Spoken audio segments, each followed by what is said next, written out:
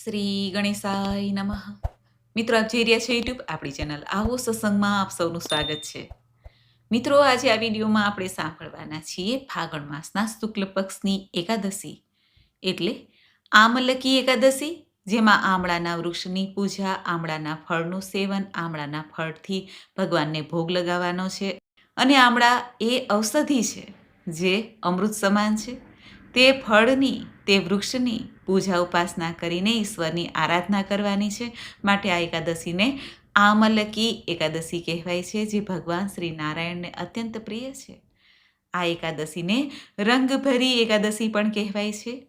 આખા વર્ષ દરમિયાન પહેલી એકાદશી એવી છે જેમાં ભગવાન મહાદેવ અને દેવી પાર્વતીજીનું પણ સ્મરણ કરવામાં આવે છે, પૂજન કરવામાં આવે છે. તે છે આ આમલકી એકાદશી, જે ભગવાન નારાયણની તથા માતા મહાલક્ષ્મીની પૂજા થાય છે. અને રંગભરી એકાદશી, જેમાં શિવ પાર્વતીજીની પૂજા ઉપાસના થાય છે. આ એકાદશીના મુહૂર્ત વિશે, પૂજન વિધિ તથા આજના ખાસ ઉપાય વિશે જાણીશું. જો આપને આ વિડીયો પસંદ આવે તો લાઈક કરજો, શેર કરજો. આપ આ ચેનલ પહેલી વખત જોઈ રહ્યા છો તો સબસ્ક્રાઈબ કરી લેજો, જેથી આવનાર આ વિડીયોની માહિતી આપ સુધી તુરંત પહોંચી શકે. ધન્યવાદ. શાંતાકારમ ભુજગશયનમ પદ્મનાભમ સુરેશમ વિશ્વાધારમ ગગનસદૃશમ મેઘવર્ણ શુભાંગમ લક્ષ્મીકાંતમ કમલનયનમ યોગીભિર્ધ્યાનગમ્યમ વંદે વિષ્ણુ ભવભયહરમ સર્વલોક એકનાથમ. બોલો સર્વે લોકના એક જ નાથ ભગવાન શ્રી લક્ષ્મીપતિ નારાયણની જય. મિત્રો, એકાદશી એટલે 11ની તિથિ, જે મહિનામાં 2 વખત આવે છે, સુદ પક્ષ અને વદ પક્ષમાં.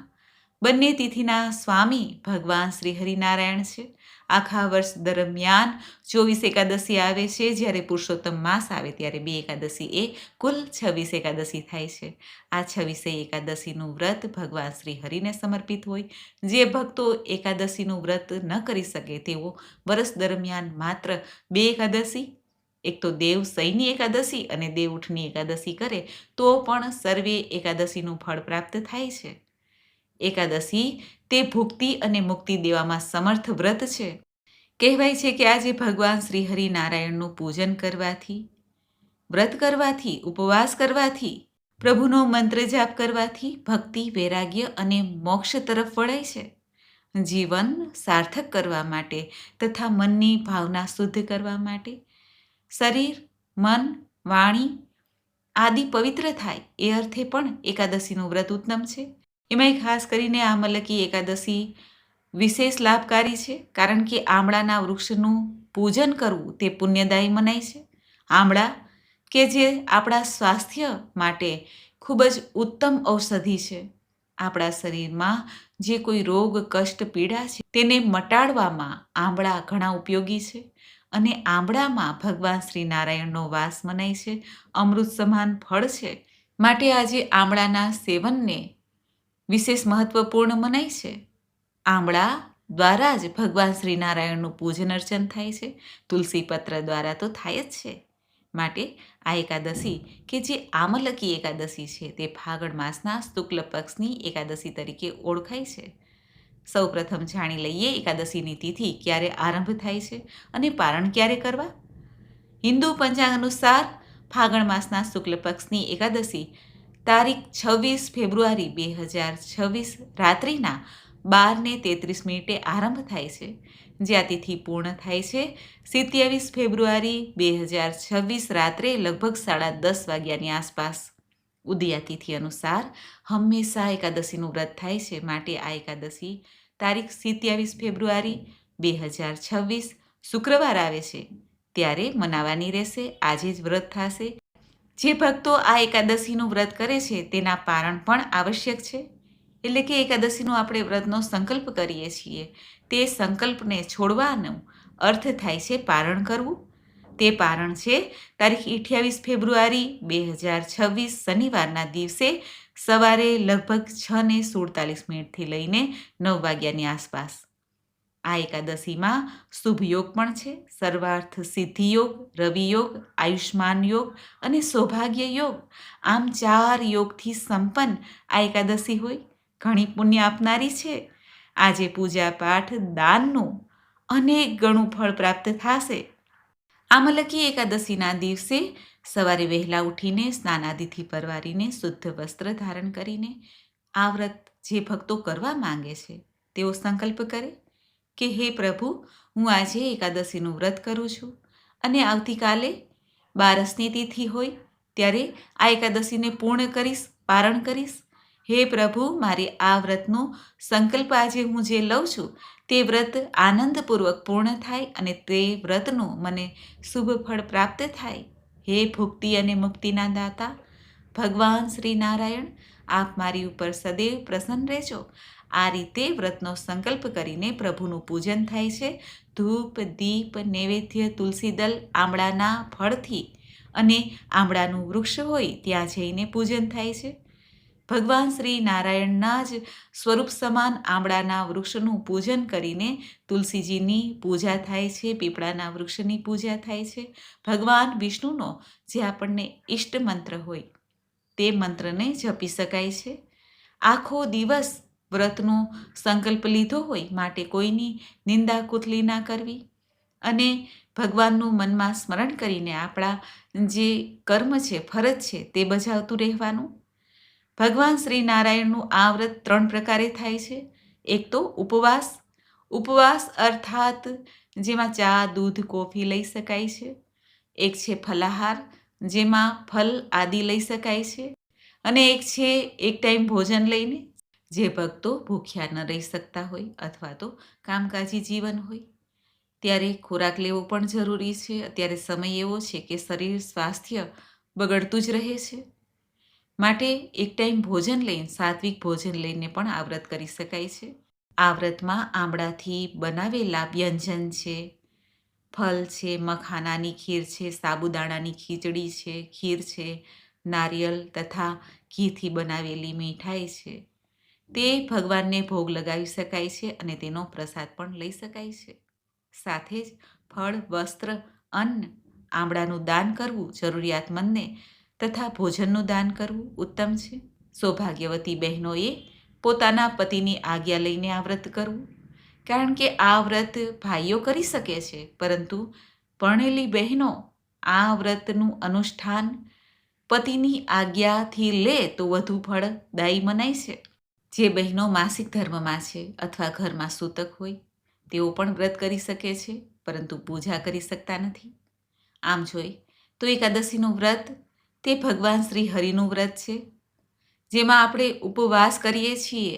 ઉપવાસનો આમ ઊંડો અર્થ લઈએ તો પ્રભુની નજીક રહેવું તેને ઉપવાસ કહેવાય છે, નહીં કે ભૂખ્યા રહેવું. માટે ચિંતા ન કરવી. જે રીતે પ્રભુની આજ્ઞા હોય, મનમાં શ્રદ્ધા હોય એ પ્રમાણે વ્રત કરી શકાય છે. આજે જૂઠું ન બોલવું, નકારાત્મક એનર્જીથી દૂર રહેવા માટે મનમાં પ્રભુનું સ્મરણ કરતું રહેવું અને આજે વાળ ન કાપવા નહીં. આમલકી એકાદશી કથા અનુસાર ધર્મપરાયણ રાજા હતા અને તેમની પ્રજા પણ વિષ્ણુ ભક્ત હતી. એકવાર ફાગણ માસના શુક્લ પક્ષની એકાદશીના દિવસે તેઓ આંબળાના વૃક્ષ નીચે બેસીને વ્રત કરીને રાત્રિએ જાગરણ કરતા હતા.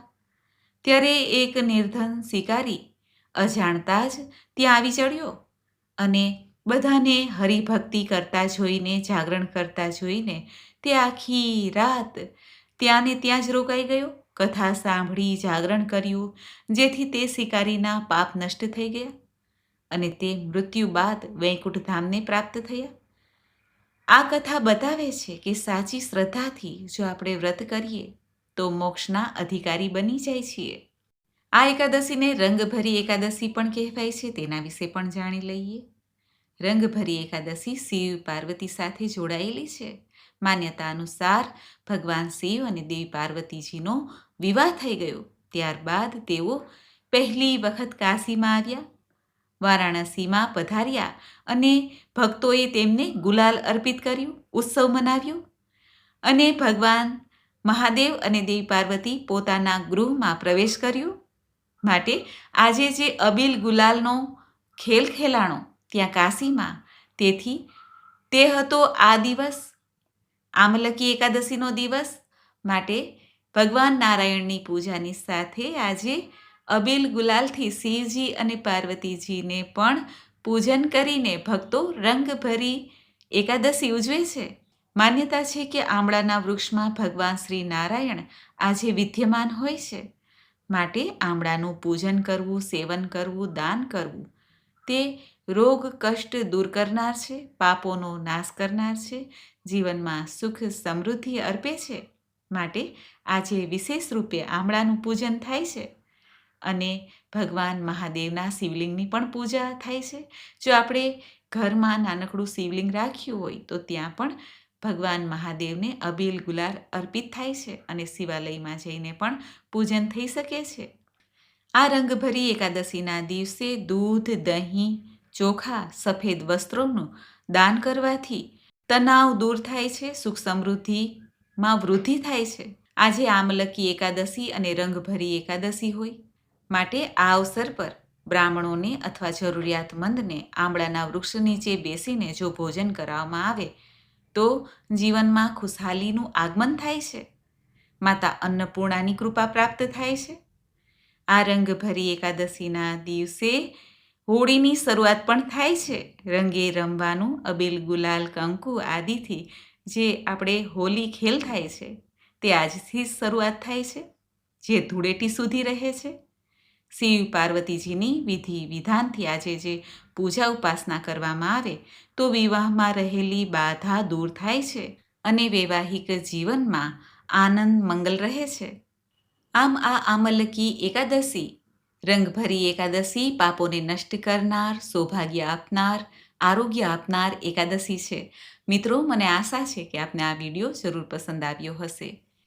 આજે રંગભરી એકાદશી હોય, ભગવાન નારાયણની સાથે મહાદેવની પણ પૂજા ઉપાસના થાય છે. ત્યારે આ મંત્ર બોલાય છે ભગવાન મહાદેવની પૂજા કરતી વખતે, આરતી કરતી વખતે. કર્પૂરી ગૌરમ કરુણાવતારમ સંસાર સારમ ભુજગેન્દ્રહારમ સદા વસંતમ હૃદયારવિંદે ભવમ ભવામી સહિતમ નમામી. બોલો શક્તિપતિ ભગવાન મહાદેવની જય. લક્ષ્મીપતિ ભગવાન નારાયણની જય. મિત્રો, મને સાંભળવા માટે ધન્યવાદ. આપ સૌને મારા જય શ્રી કૃષ્ણ.